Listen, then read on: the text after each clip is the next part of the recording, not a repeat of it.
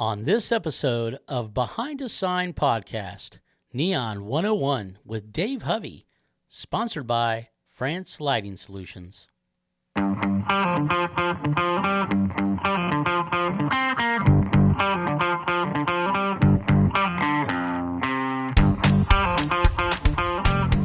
Welcome to the first, podcast of Behind a Sign. I'm Scott Kutcher, your host, and today we have Dave Hovey with us. So Dave is kind of a staple in our industry, not just kind of. I've gotten to know Dave real well in the last 3 years. I've known of him for many years in the industry. He's well regarded as an authority on neon and anything electrical, quite frankly, and I've learned a ton from him when it comes to high voltage and electrical, engineering, things of that nature. Dave has a extensive, I would say, background. So let's just start there. Tell me a little bit about how did you end up at France, of all places, right? So, I mean, you started off in a chemical plant, right? Isn't that kind of how your career started? No, you started in the Navy, correct? Well, the chemical plant was before the Navy, Okay. and then it was after so. Okay, well, tell us a little bit about that, because it's interesting how you got here. Well, electronics and I got together in the Navy. Okay. So that was 6 years. And that was mainly radar and that sort of thing. After that, I got into instrumentation and final testing of instrumentation monitors, temperature monitors, and such like that, and making sure that they were right for the customer. Moving along, there were several places that didn't quite make the grade as far as business went, so they went under. Oh. But still working on electronics, and these are down to the component level. Okay. Laying out boards and making sure that everything works according to what the design engineer wanted. Oh, jeez. So you were in the nitty-gritty of it all. Yeah. I mean, okay. Yeah. And the chemical plant part came about when a chemical plant needed an instrumentation engineer or technician, somebody who is familiar with instrumentation and how it worked with their vessels and chemical reactions and things like that, level monitors and such, which I'd had experience with. Okay. And they were going from the Stone Age into more off the digital age. They were just starting out. So, teaching them how to run that and to believe their instruments. Interesting. And then from there to the Navy? No, the Navy was before that. Navy was before that. Okay, so you did the chemical after the Navy. Mm-hmm. Gotcha. All right. What did you do in the Navy? Well, the official title was fire control technician, or a fire controlman today. Okay. Which is very simply not putting out fires. It's weapons directions. So when the ships went out, it was up to the fire control team to make sure that our weapons were working and everything that we could to put our weapons on target when we needed to. Well, there you have it, guys. Be on its good side. I'm just saying. Yeah, we love to blow things up. You still have a real love of it. I mean, I was at a trade show with you, and one of the regional ones, and you always go and do something, with the veterans, and you're heavily involved in the VFW, right? I am heavily involved with the VFW, very active there, and do strive to make sure that we make sure our veterans are getting the recognition and the treatment that they deserve and they've earned. That's true. That's very true.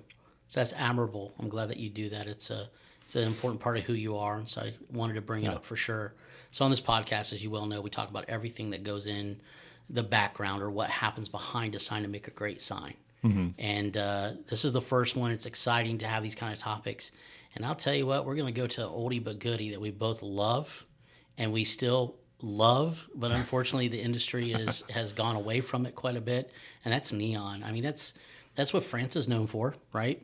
The sponsor, of course, of this podcast. They're known for their neon, but they didn't start with neon, did they? No, they didn't. Actually, France, when it began in 1913, made an electric wire stripper. That was the first product. I didn't know that. An electric wire stripper. Wow. An electric wire stripper. And then it progressed in the 1930s. As I got to dig into their UL files, I think it was 1936, if I remember the date right, was an ignition transformer.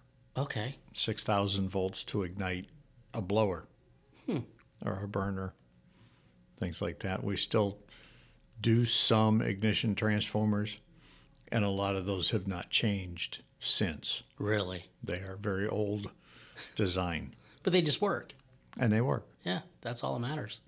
So from there, you got into the transformers for neon. So it seems like kind of a natural progression, sort of. And then France got into, I believe, in the 1940s, late 30s, early 40s, started making neon transformers. Gotcha. Which the concept between the ignition transformers and the neon transformers is almost the same. Really? Yeah. Interesting. Now, you actually helped design one of the more complex transformers that we put out. Isn't that right? Well, let me kind of back you up a little bit as to, I started here at France in 1992. Okay. And all France did at that time was transformers. That was it. So I started winding the primary and secondary coils that went into the transformers. And that's really cool. I'll try and insert a clip of that. It's pretty neat when it does it. Moved into the engineering team as a senior electronics technician. And that's about the same time when UL 2161 and secondary ground fault came about. At that time was neon's nightmare. Right. Which we've survived. And then got moved up into an associate engineering position for transformers and fluorescent ballast. And that's when, I'd already been building these transformers, but that's where I learned to design the transformer. And with the assistance of the senior engineers, they let me loose on the high power factor neon transformer, which we no longer make. Right. But that was probably the more complicated bunch. So I feel that I got thrown to the wolves for that one. And Baptism by fire. Yeah, learn on the hardest one. So the others that came along that needed design changes or little things changed or design reviewed, I always thought I was missing something, but there wasn't much involved. Gotcha. So, yeah, I did learn how the transformers work, and that moves into applying the transformer to the job site, in particular how it reflects with UL and the NEC as to how they all work together. So much so that you then started doing fire investigations for France. Is that correct? But at that time, weren't you were a consultant? Is that right? Yeah, I was a consultant. There were a few years that I did work remote. Okay. And was consulting for France and then came back into the office. Gotcha. But I have done most lately any fire investigations that come up that the transformer was indicated as starting the fire. And how many times is it actually the transformer? It's a loaded question. Transformer, well, it is a loaded question. It is. And if you leave the transformer wired and powered after you change to an LED sign and only cut the wires, you're going to have an arc and the transformer's just going to keep on working.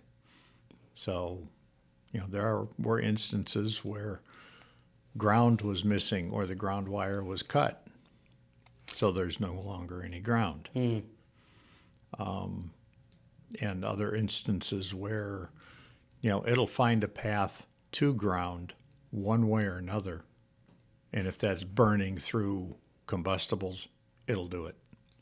It's amazing what a transformer can do, what it powers, how we've come from transformers and neon and the beauty that we all like about neon into this new age of LEDs. But what's one thing I think most people don't understand is neon done correctly is actually more efficient than LEDs. If you take into account the number of years that it'll run unattended, unserviced, in a proper installation, your return on investment is huge. Yeah. It's a belief in the industry, I think, at least from the manufacturer's point of view, which is where I come from, that UL 2161 and secondary ground fault came about by some of those installers that just thought neon was so easy to do that anybody can do it, but never read how it was really supposed to be done and tried to cut corners. Gotcha. And when you cut corners on high voltage, like 15,000 volts or 7,500 volts to ground, you get in trouble. Yeah, real quick. Yeah. What are the most, on that topic, what over the years, I'm sure you've seen a plethora of different wrong installations or whatever. What is the most common mistake that someone's either just getting into neon or they just were never taught properly how to do it that is done that really affects how, a transformer is installed? Not feeling the need to use boots over high voltage connections. Oh. I've seen a lot of bare connections. Okay. So he says no naked. Okay, no naked connections. No naked GTOs. Dress your GTOs, please.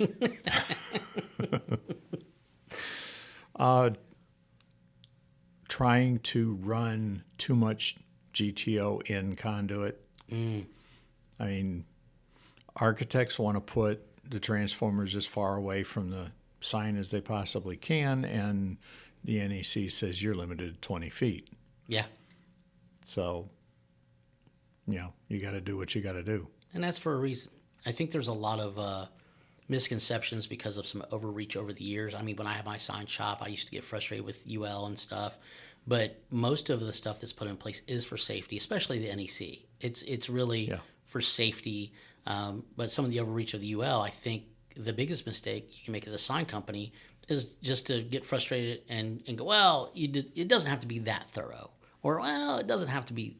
And I think that's a big mistake. Wouldn't you agree? Well, I would agree. And for everybody should remember that the NEC and the UL safety codes are minimum standards. They're minimum standards. Never looked at it that way. I mean, the length of GTO and conduit, for one thing, the NEC says 20 feet in metallic conduit. If you can keep that 10 feet or shorter, you're going to have more success with your sign. Back to proper installation and longevity. And Yeah. Gotcha. Okay, makes sense. Yeah. Recommendations from me, anyway, are usually tighter than what the NEC says. So, with that being said, what's one of the funniest tech calls you've ever had where you're like scratching your head at first and you realize they've done something just crazy and you're going, what? I know you've had some because we've talked about them. Well, there was the one that's craziest that I think I've run into was actually a fire investigation, and this happened out in Los Angeles. Okay. The sign, the neon had actually shorted to the back of the sign. The back of the sign was metal clad with wood between the metal on the backing. It was an older sign. Okay.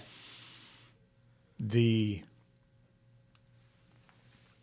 sign case itself was not grounded.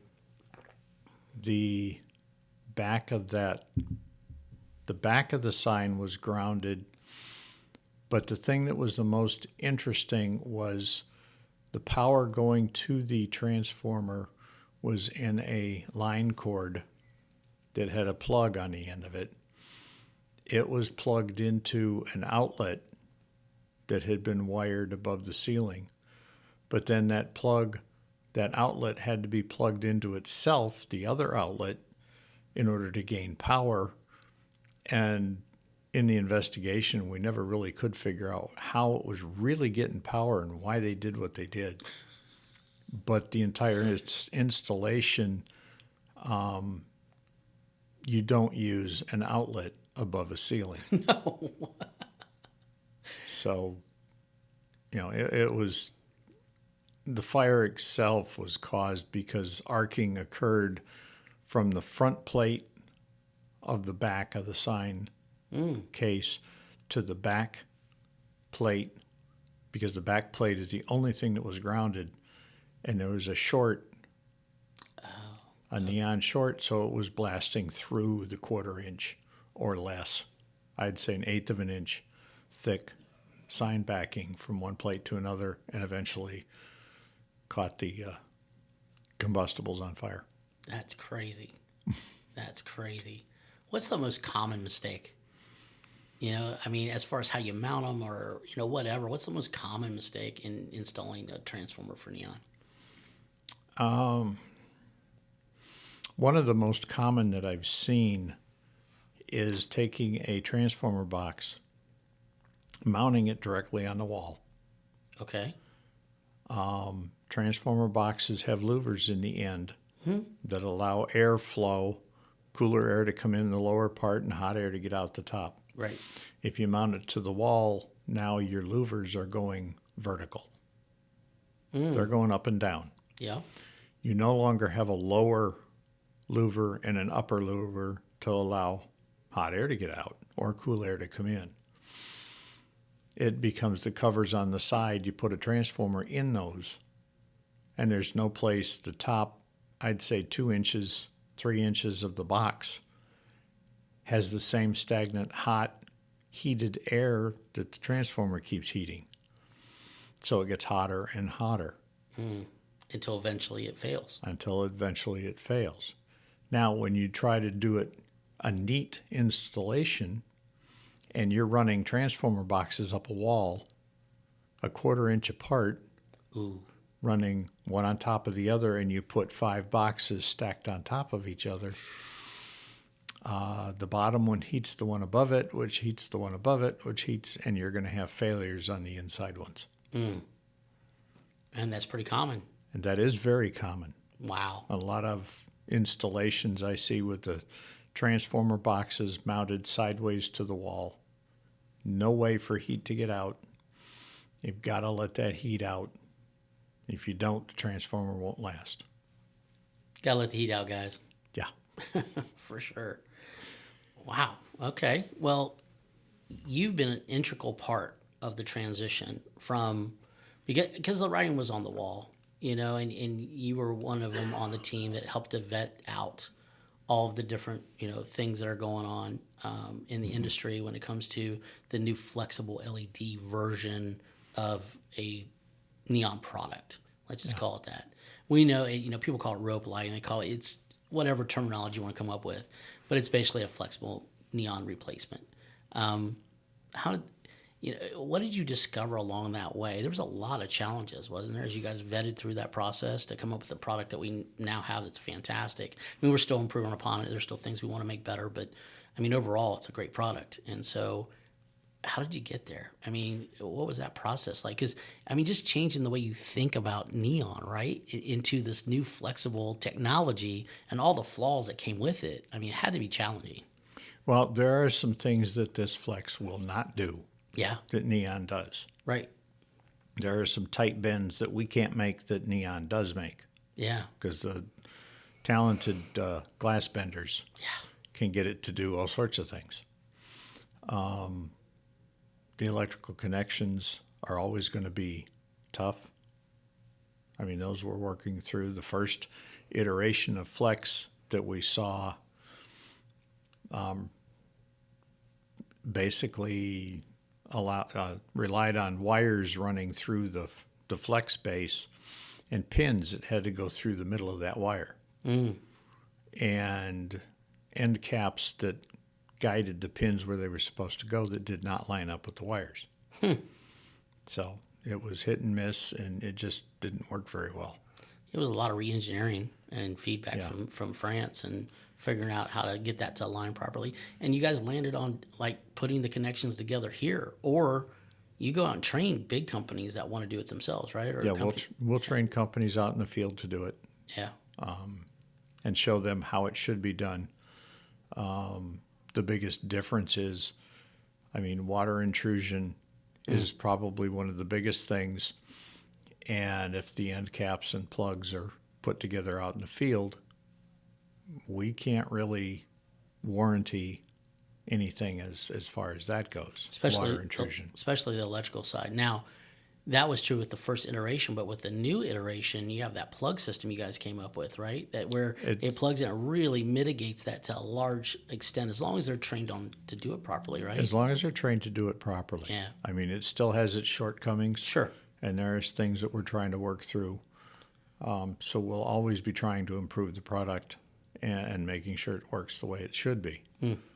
But whenever you have the human factor, I mean, I start off as an installer. I remember being in the middle of nowhere once, running out of screws. It was on a Sunday. There was no place open because we were in the middle of nowhere in Indiana.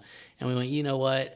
I'm taking a screw out of the console. So we literally went to the truck that we were in, took the screws out of the console to finish the install. That's how, I mean, they just want to get the job done. And so sometimes you have to be creative, but other times, I mean, we had to go back because guess what? The screws started rusting. We had to go back. We had to put the right type of screws in, and so you're costing more money doing it the wrong way than doing it the right way. Right. Take a little more time, do it the right way the first time. Yeah. And then you're not going back in 6 months to a year. Right. It may be 2 or 3 years before you go back. If that. I mean, we've had real success with the, working with a great company out of Louisiana, and Illumitech does really good work, and they were kind of one of our first early adopters of the product, if not the earliest adopter of the product. And they've actually taken and gone a step further than we go. They're one of the very few sign shops that'll pick up a soldering iron and use it. Because actually the best electrical connection is a soldered connection. Of course. Every time. So. Every time. Yeah, they've done some interesting stuff. The first true test of our product once we thought we had something. That was the guitar on the Hard Rock downtown Nashville, right? Yes. Okay, and it's still running with Great Lakes switching going on and flashing and the biggest issue they had there was they started with mechanical flashers and they've gone to solid state flashers. But most of the neon, the LED flex is still running. Yeah.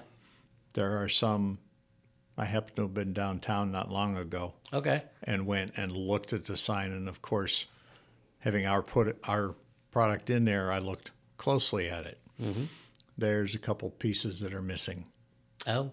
It got taken out, and I'm not sure who's servicing it right now. Yeah. So. Well, whoever it is. Most of it's still running. Let us know. We'll help you out.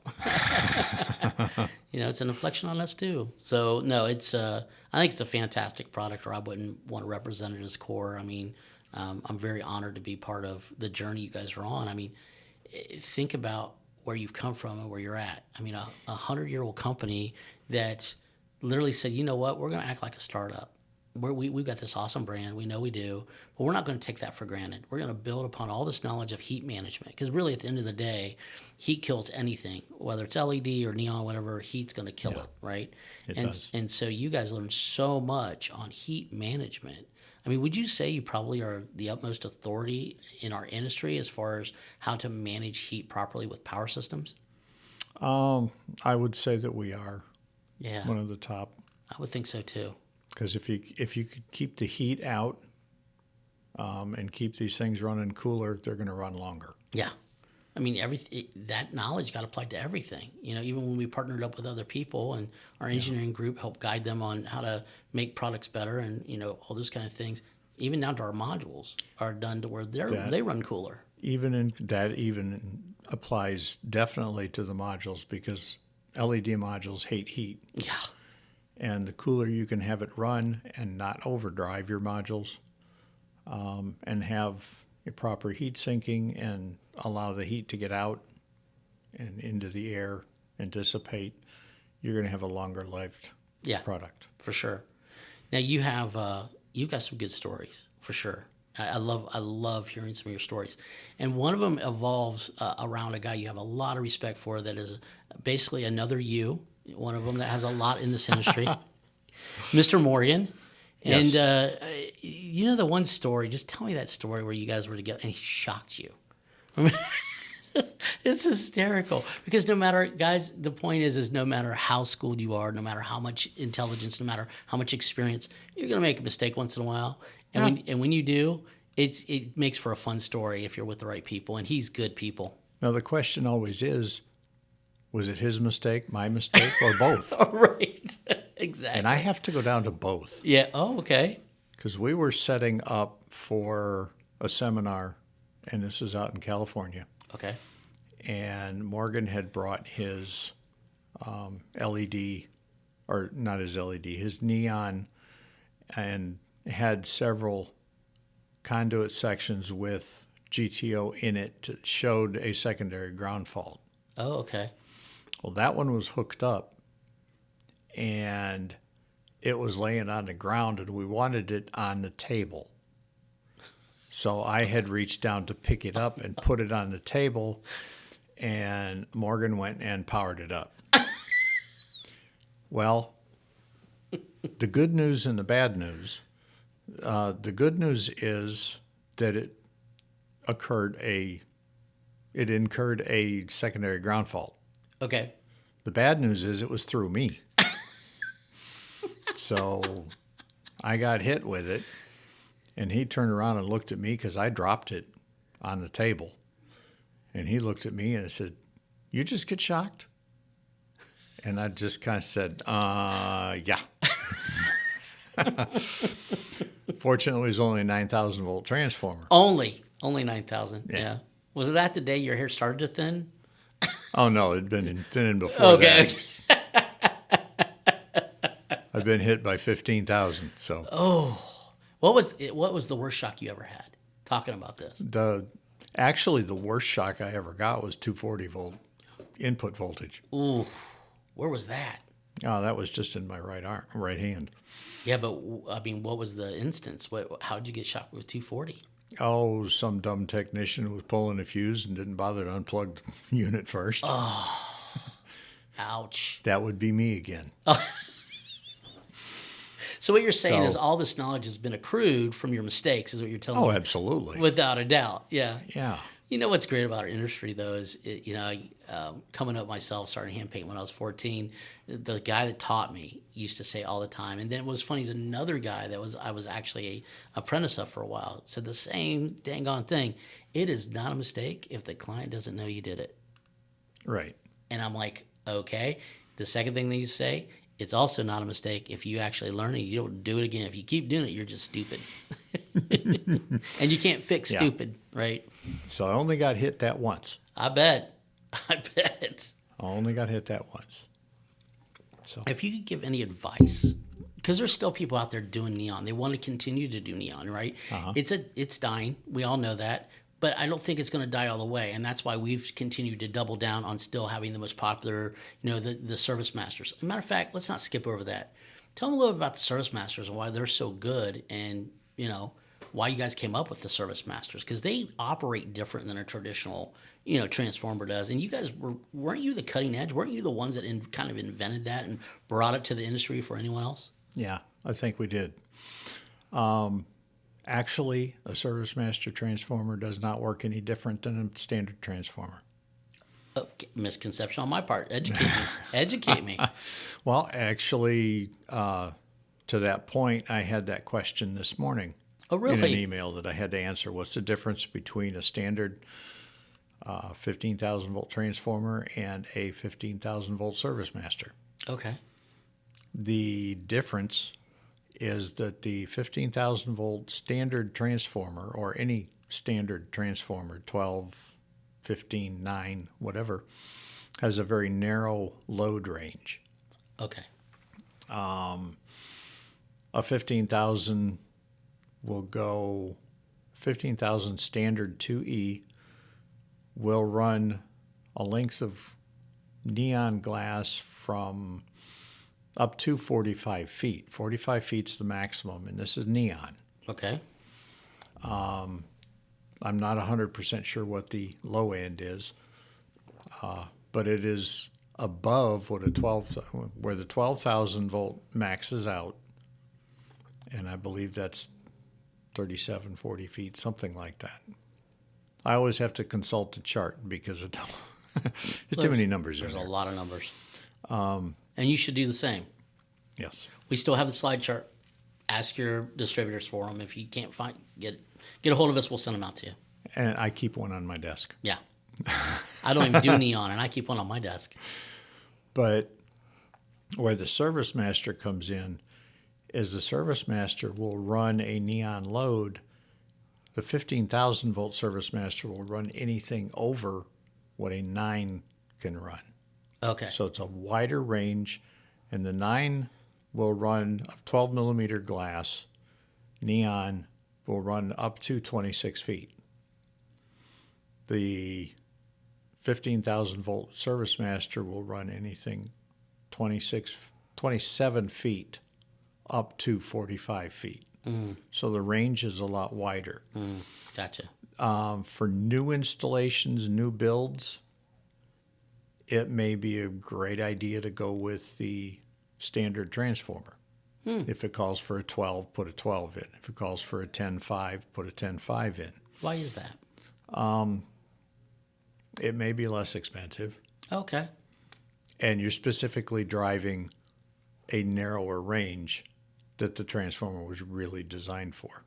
Gotcha. Now, the service master will come in if a service truck has to go out and service these signs. They're going out and they may service 5 or 6 different neon signs per day. Right. How many different SKUs of transformers do you think you'd have to carry? Oh my gosh.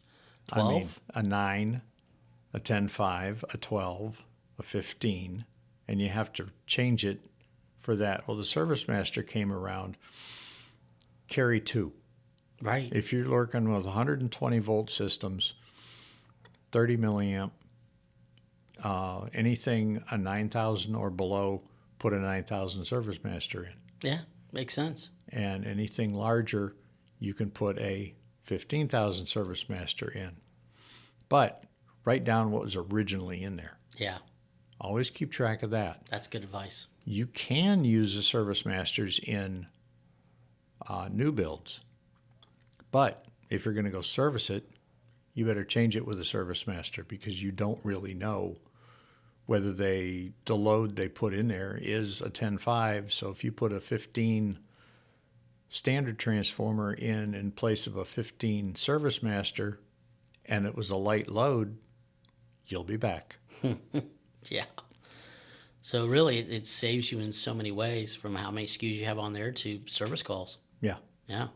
It means you may be able to make that 1 or 2 service calls in that day where prior you didn't have all the room for those transformers. Yeah. Now, if you're carrying maybe 4, 6, if you're carrying 12 transformers of the service master variety, you'll be able to service a lot more signs.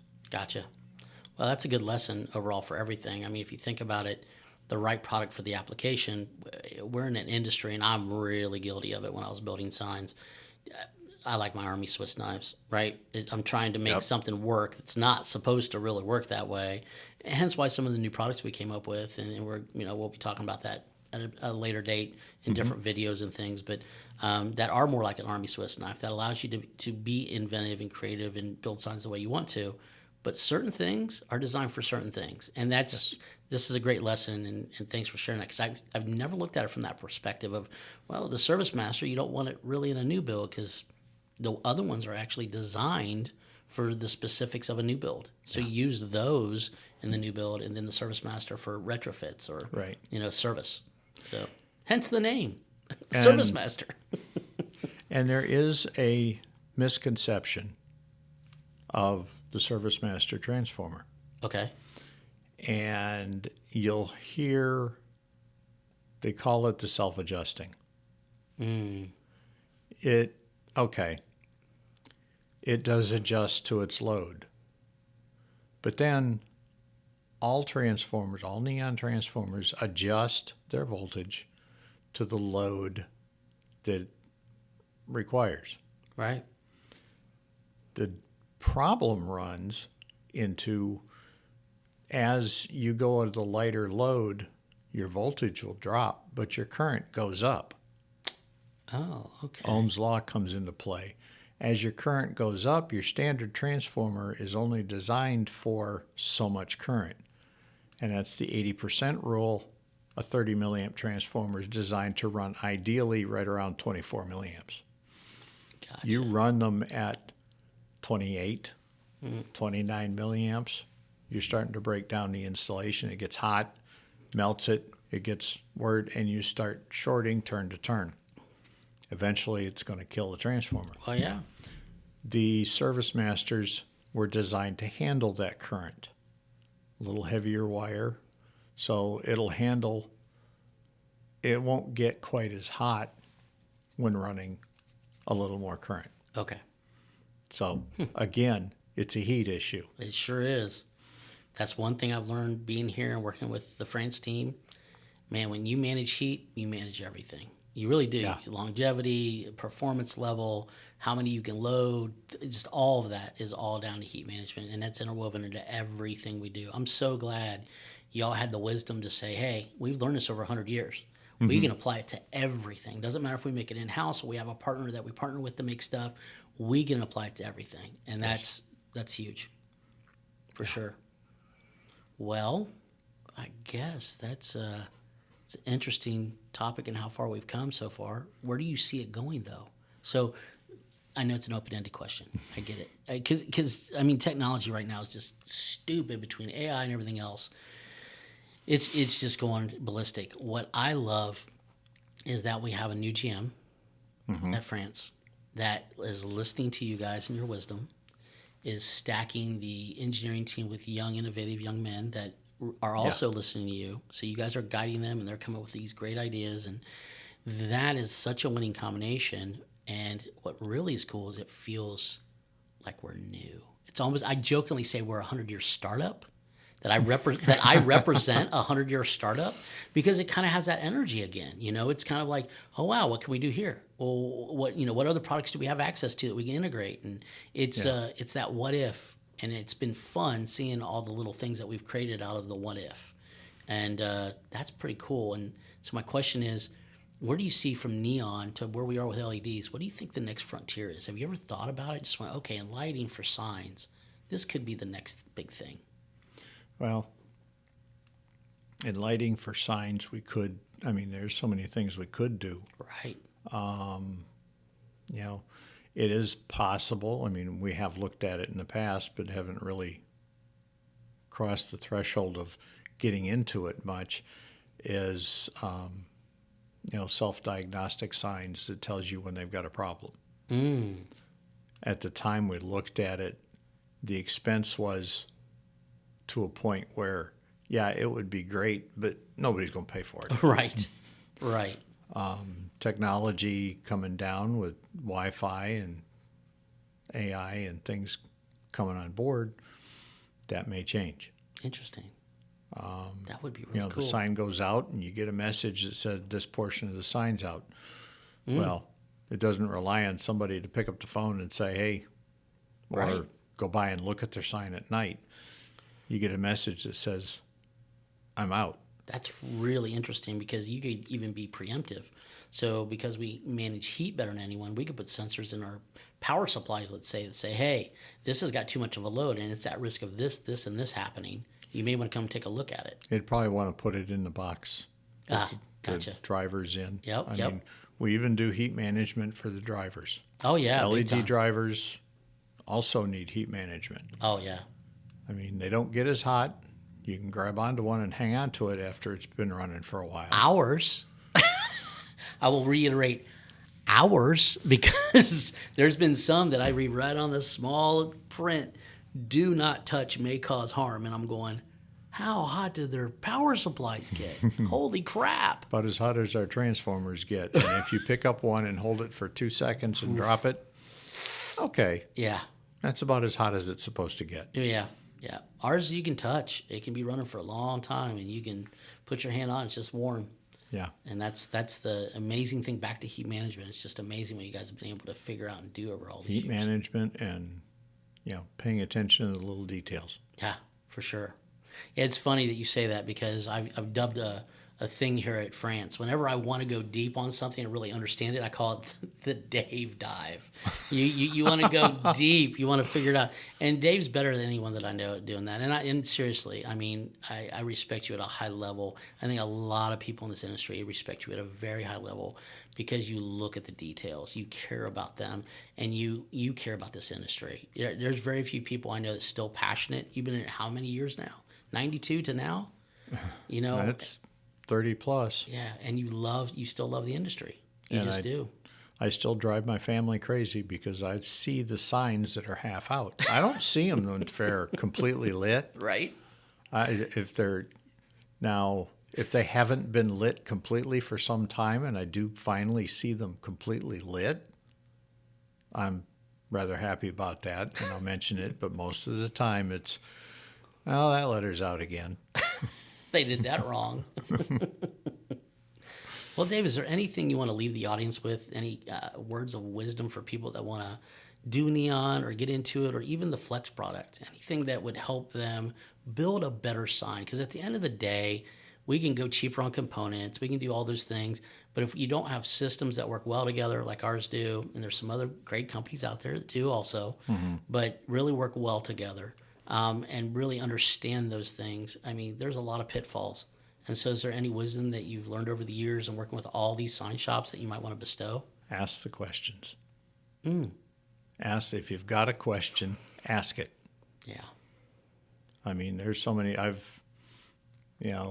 do I troubleshoot secondary ground fault? I've answered that question hundreds of times, and I'll continue to answer that question. But the other biggest piece of advice is there's 2 documents that you should sit down and read.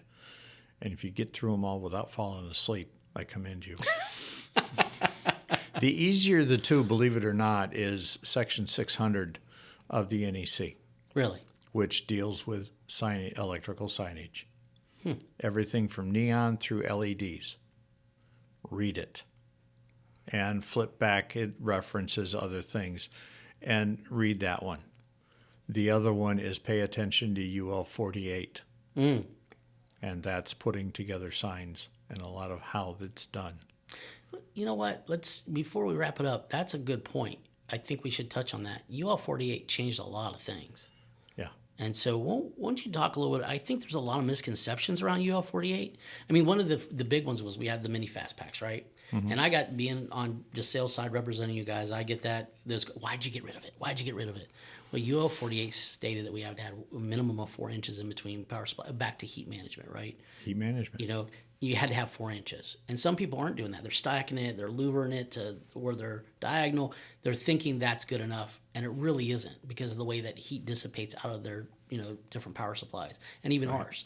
So let's talk a little bit about UL 48 and how it's affected the industry and how you think it's going to continue to affect the industry. Well, I'm still trying to read through UL 48, so. Oh my gosh, really? Little bits and pieces here and there before I fall asleep. That's why I said I commend anyone who can read it. It's good nighttime reading. But yeah. No, the heat management, 4-inch spacing. UL 48 also goes through how to wire things, what you should do, what you shouldn't do.